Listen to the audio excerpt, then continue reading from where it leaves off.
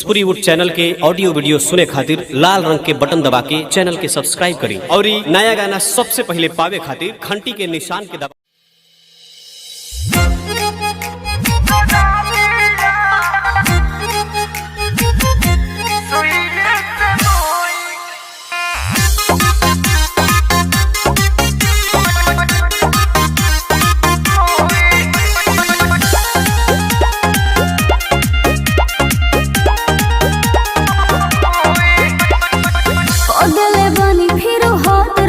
रौरे हदी हल तो रोद राजा दोसर के हदी आय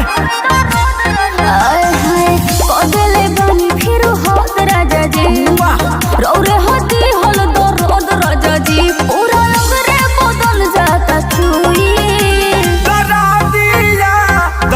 दिया ये धनी कहो सुहिए से मोई और छोड़ी ना दरा दिया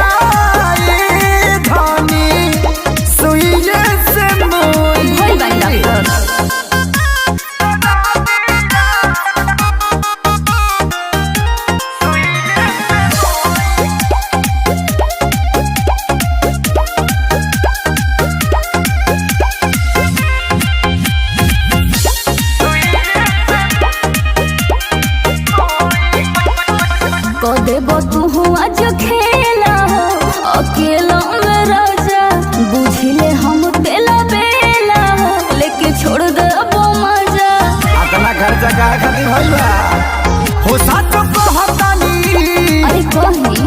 जगना हो भर हलो मात कहनो आई रानी बड़ो हम करे लगबोई माई अच्छा दिया ए धनी सुही जैसे मोई अरे जिया दिया ये धनी सुही जैसे मोई अरे मान जाए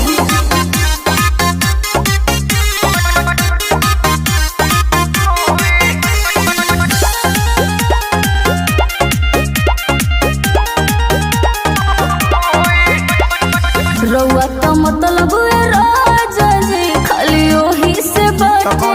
दर्द के बिखिया चढ़ल जाता जी देह पोर पोर फटे बिछी मर लिया इतरो के नहावे तेरा निभारी कोई से छोड़ी बीमारी जानो ता खेसारी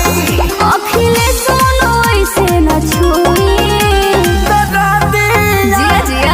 दिया ए